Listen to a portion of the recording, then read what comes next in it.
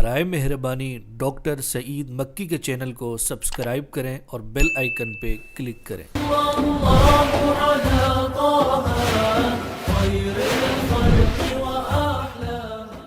الحمد للہ رب العالمین والصلاة والسلام على اشرف المرسلین وعلى آلہ وصحبہ اجمعین وبعد۔ یقول اللہ عز وجل اعوذ باللہ من الشیطان الرجیم بسم اللہ الرحمن الرحیم وَلِلَّهِ عَلَى النَّاسِ حِجُّ الْبَيْتِ مَنِ اسْتَطَاعَ إِلَيْهِ سَبِيلًا وقال النبي صلى الله عليه وسلم من حج فلم يرفث ولم يفسق رجع كيوم ولدته أمه أو كما قال صلى الله عليه وسلم۔ سامعین و ناظرین، آج کی ہماری اس مجلس میں عنوان گفتگو حج رب جلیل کی عظمت اور فرزندان توحید کی اخوت کا عظیم مظہر ہے۔ آپ سبھی جانتے ہیں کہ حج اسلام کا رکن خامس ہے، جس میں اللہ تعالی کے فضل و کرم سے زمانے کی فضیلت کہ جن ایام میں حج ہو وہ اللہ کے مقدس ترین مہینہ اور اس کے مقدس ترین ایام میں ادا کیا جاتا ہے، تو زمانہ کی بھی فضیلت اور اس بقعہ ارض جسے حرم محترم یا جسے مشاعر مقدسہ اور عرفات مقدس کہا جاتا ہے، یہ مقامات صفحہ ہستی پہ مقدس ترین مکانات ہیں۔ پھر حج کے اندر بندہ مومن کو زمان و مکان کی فضیلتیں حاصل ہونے کے ساتھ ساتھ بندہ مومن کا مال اور اس کی جان، یہ دونوں چیزیں صرف ہوتی ہیں۔ پھر اگلی بات یہ ہے کہ حج کے اعمال کا مخصوص بڑا ہی مقدس نام ہے جسے مناسک حج کہا جاتا ہے اسلامی علمی اور فقہی اصطلاح میں، اور وہ ایسے اعمال ہیں، اعمال حج یا مناسک حج ایسے اعمال ہیں جو سراسر اللہ کے ساتھ سراپائے عشق و محبت ہوتے ہیں۔ وہاں پہ اپنے محبوب اعظم اس کے ساتھ خالص محض عشق و محبت کا مظہر وہ اعمال ہیں جنہیں بندہ مومن احرام سے شروع کر کے جمرات کی رمی پہ ختم کرتا ہے، جہاں پہ عقل کا دخل نہیں بلکہ وہاں پہ شریعت اور اللہ سے عقیدت و محبت کا مظہر ہوتے ہیں وہ اعمال۔ تو انہی حقائق کے بیان کرنا یا انہی پہ گفتگو کرنا آج ہمارا موضوع سخن ہے۔ برادران اسلام، آپ دیکھیں کہ حج کی فرضیت میں اللہ کی رحمت کہ اللہ کا ارشاد ہے وَلِلَّهِ عَلَى النَّاسِ حِجُّ الْبَيْتِ مَنِ اسْتَطَاعَ إِلَيْهِ سَبِيلًا، کہ اس کی فرضیت میں رحمت ہے رحمان کی کہ جسے استطاعت ہوگی، اور وہ استطاعت بھی مالی بھی ہو اور جانی بھی ہو، صحت بدن بھی ہو، وفرت مال بھی ہو، یہ رحمت کا مظہر ہے۔ اور پوری عمر میں صرف ایک ہی دفعہ اللہ نے فرض بھی کیا۔ پھر حلال اور پاکیزہ مال، پھر حج ہر وقت نہیں، ہر زمانے میں نہیں کہ جب کوئی آدمی چاہے مکہ میں آ کے پھر اس کے بعد مینا چلا جائے، مزدلفہ سے ہوتا ہوا عرفات چلا جائے، اور پھر واپسی پہ جب چاہے مزدلفہ آ جائے، مینا آ جائے، اور پھر واپس اپنے گھروں میں چلا جائے، ایسی بات نہیں، بلکہ حج مخصوص ایام میں، جسے اللہ نے فرمایا الحج اشہر معلومات۔ پھر حج کوئی گھنٹوں کا کام نہیں، کم از کم حج کے لیے 5 ایام ہیں جن میں مناسک حج ادا ہوتے ہیں۔ 8ویں تاریخ کو حاجی کیا کرتے ہیں، 9ویں کو کیا کرتے ہیں، 10ویں کو کیا کرتے ہیں، 11ویں اور 12ویں کو کیا کرتے ہیں، اور کبھی 13ویں تک بھی ان کا وقت گزر جاتا ہے۔ تو مخصوص وقت میں مخصوص اعمال کو کرنا یہ حج ہے۔ حج کے اعمال میں اگر ہم تھوڑا سا تأمل کریں تو واقعی یہ اللہ کے ساتھ بندے کی محبت کا عظیم مظہر ہے، بندے کا اللہ سے عشق اور محبوب اعظم کی رضا کے لیے۔ حج کے اعمال میں اکثر آغاز ہی چھوڑنے سے ہوتا ہے، جسے کہتے ہیں تروک، چھوڑنا، یہ زیادہ غالب رہتا ہے حج کے اعمال میں۔ اب آپ دیکھیں، بندے ہر روز اپنے گھر سے کاموں کے لیے نکلتے ہیں، مگر حاجی حج کے لیے اپنے کام سے نکلتا ہے، اپنے گھر سے نکلتا ہے، اپنے وطن سے نکلتا ہے، اہل و عیال سے نکلتا ہے، سبھی کو چھوڑتا ہے، اور اپنی تجارت اور وظیفے سے بھی علیحدہ ہو جاتا ہے، اپنے وطن سے بھی نکل جاتا ہے، اور اللہ کے گھر کا مہمان بن کے اللہ کے گھر میں آتا ہے۔ ضیف الرحمن، حاجی اللہ کا مہمان بن کے اللہ کے گھر میں آتا ہے۔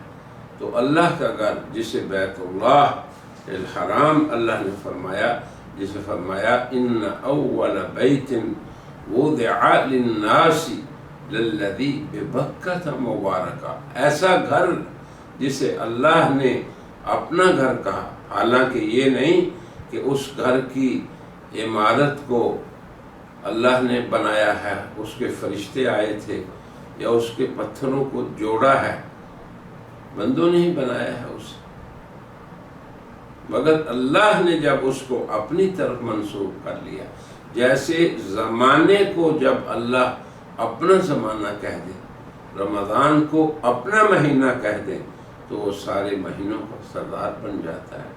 تو جس گھر کو اللہ کہہ دیں کہ یہ اللہ کا گھر ہے، وہ دنیا کے تمام گھروں سے افضل ہے۔ تو یہ اللہ کا فرمانا، اللہ کی طرف نسبت کا ہونا، کسی بندے کی ہو گئی تو وہ بندوں میں افضل، جس مکان کی ہو گئی وہ مکانوں میں افضل، جس جگہ کی ہو گئی وہ جگہوں پہ افضل۔ تو حج کے اعمال میں ہم اسی زاویے سے بات کریں گے۔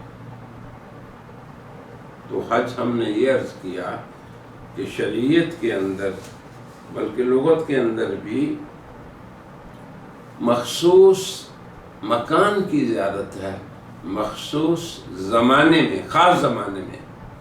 اب آپ دیکھ لیں، آج کل ہم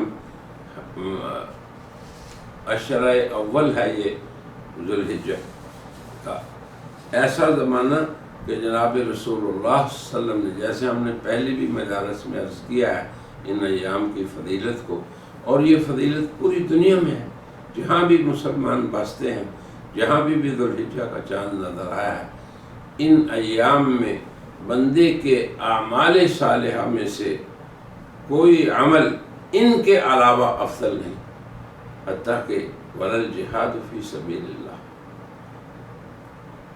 اور یہ وہ ایام ہیں جن میں حضور نے سبحان اللہ، الحمدللہ، لا الہ الا اللہ، اللہ اکبر کثرت سے جہاں بھی آپ کو پڑھنے کا حکم دیا ہے۔ تو اعمال حج جو ہیں انہیں مناسک حج کہا جاتا ہے۔ وَلِكُلِّ أُمَّةٍ جَعَلْنَا مَنْسَكًا لِيَذْكُرُوا اسْمَ اللَّهِ۔ اللہ کی یاد میں جو بھی اللہ کی نشانیاں ہیں یا جن اعمال کو بندے خالصتاً اللہ کا ہو کر ادا کرتے ہیں۔ اب آپ دیکھیں، سب سے پہلا عمل حج کا احرام ہے۔ جب ایک حاجی اپنے گھر سے نکلتا ہے اور حج کے قصد سے نکلتا ہے، دنیا کے مشرق میں ہو، مغرب میں ہو، شمال میں ہو یا جنوب میں، اس گھر کی اللہ نے جو حدود مقرر کی ہیں جنہیں میقات کہا جاتا ہے، ایک تو مسجد حرام ہے اور حرم محترم کا علاقہ ہے، پھر یہ ایریا حرم کا کئی میلوں کے اندر ہے، پھر اس کے بعد حرم کے ایریے سے باہر اور میقات کے ایریے کے اندر جو علاقے ہیں انہیں حل کہا جاتا ہے۔ پھر حل سے باہر جتنے بھی لوگ ہیں، مدینہ منورہ بھی حل سے باہر ہے، اسی طرح آگے جتنے بھی شہر اور ملک ہیں اس طرف شمال کی طرف، وہ سارے کے سارے حل اور میقات سے خارج کے علاقے میں ہیں۔ اب دوسری سمت چلے جائیں، اللہ کی حکمت یہ ہے کہ اس نے بیت اللہ کی چاروں طرف مواقیت مقرر کر رکھی ہیں۔ مشرق والوں کی ایک میقات ہے، مغرب والوں کی دوسری ہے، شمال اور جنوب والوں کی اسی طرح الگ الگ میقاتیں ہیں۔ یہ میقات وہ جگہیں ہیں جنہیں حج کا قصد کرنے والا یا عمرے کی نیت سے مکہ مکرمہ آنے والا بغیر احرام کے داخل نہیں ہو سکتا، انہیں میقات کہا جاتا ہے۔ اب میقات سے پہلے بندے کا احرام باندھنا ضروری ہے۔ اب احرام پہ غور کر لیں، احرام کیا ہے؟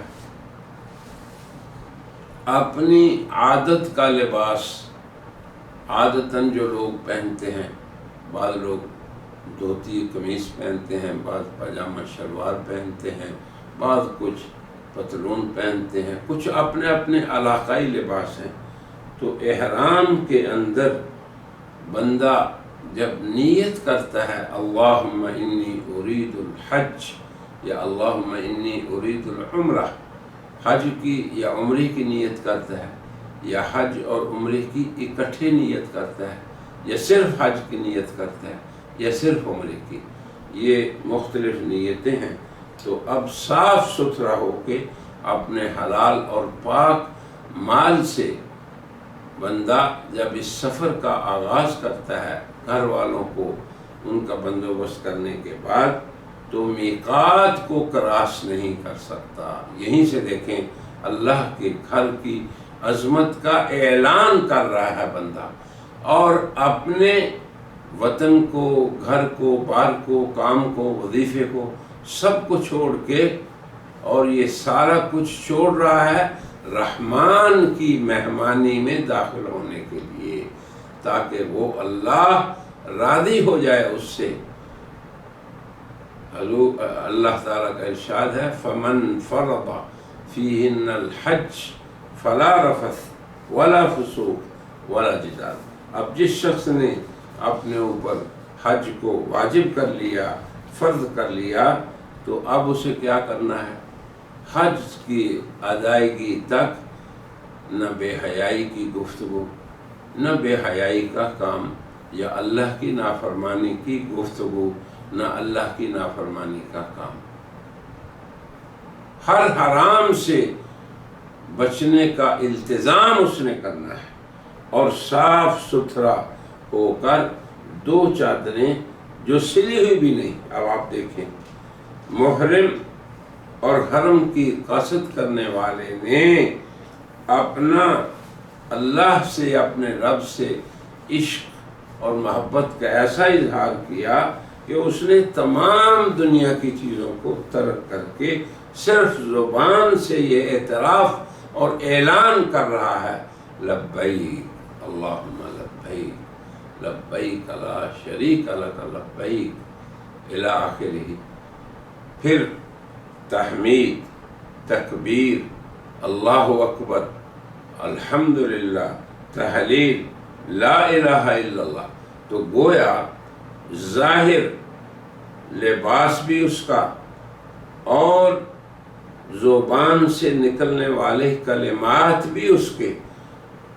تو حج احرام سے ہی اس بات کی علامت بن گیا کہ یہ عاشق صادق محبوب اعظم کی رضا کے لیے ساری دنیا کے سامنے اس نے ہر چیز کو چھوڑ دیا. بلکہ احرام کا لباس جو ہے ایسا ہے کہ مسلمان بھی دیکھتے ہیں.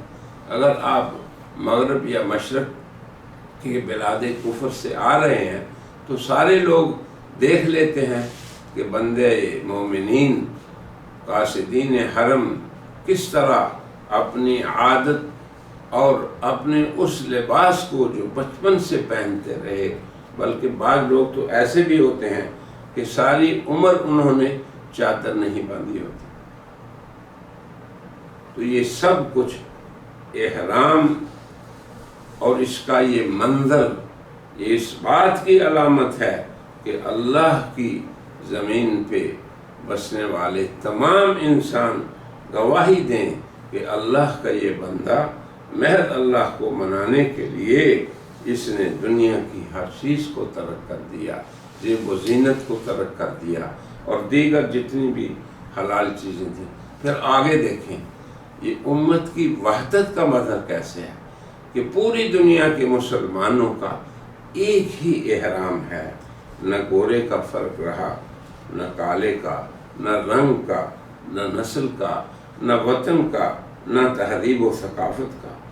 اپنے رب واحد کی خاطر قبلہ واحد، شریعت واحدہ، ان سب وحدتوں کا اعلان زبان سے کر رہا ہے اور پکار پکار کے کہہ رہا ہے لبیک اللہم لبیک. اور پھر احرام کی بھی حدود ہیں. وہ کیا ہیں کہ حج کے مہینوں میں ہو. پھر حدود اس کی مکانی بھی ہیں. اب آپ کو پتہ ہے کہ جو لوگ ہندوستان کی طرف سے آتے ہیں ان کی الگ میقات ہے یلملم، اور جو لوگ مدینہ منورہ کی طرف سے آتے ہیں وہ ذوالحلیفہ کی طرف سے احرام باندھ لیتے ہیں. بہرحال چاروں طرف مواقیت یہ اس کی مکانی مواقیت ہیں. اور پھر بندے انہی مہینوں میں احرام باندھتے ہیں جن میں وہ حج کے قصد سے نکلے. مگر ان مواقیت کو بغیر احرام کے وہ کراس نہیں کرے گا. اسی لیے اگر ایسا ہوا تو وہ اس پہ کیا دم واجب ہو جاتا ہے. تو میرا مقصد صرف عرض کرنے کا یہ تھا کہ پہلا عمل جسے ہم نے میقات کہا کس قدر بندے کی بندگی اور رب ذوالجلال کی عظمت کا مظہر ہے. اور پھر یہ بھی ہم نے عرض کیا کہ امت واحدہ، امت کی وحدت اور اخوت کا عظیم مظہر ہے حج، کہ ایک ہی لباس، ایک ہی کلمہ اور زبان سے ایک ہی اعلان، اور وہ اللہ کی وحدت ہے۔ تو گویا کہ یہ احرام باطن اور ظاہر، قلب اور قالب، سب پہ اللہ کے جلال کی ایک مہر اور شعور کا اظہار ہے،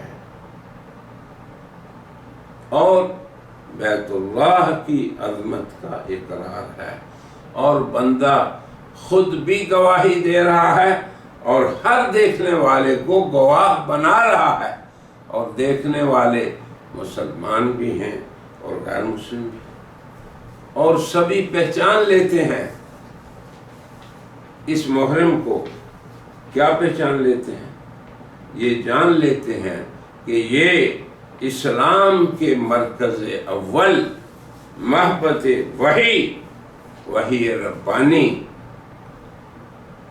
اور صاحب دعوت جناب محمد رسول اللہ کے مولد، لا اقسم بہذا البلد وانت حل بہذا البلد، اس شہر کا قاصد ہے جہاں پہ اللہ کا گھر ہے، اور اس شہر کا قاصد ہے جہاں پہ محبت وحی کا مولد ہے، اور جو گھر کیا ہے؟ ہدی للعالمین، کیا ان اول بیت وضع للناس، جو سب سے پہلا خدا کا گھر ہے جسے اللہ نے لوگوں کی ہدایت کے لیے بنایا ہے۔ تو یہ آج کی اس مجلس میں ہم نے مناسک حج کو جس زاویے سے ہم بیان کرنا چاہتے ہیں، یہ اس کے لیے ایک تمہید ہے۔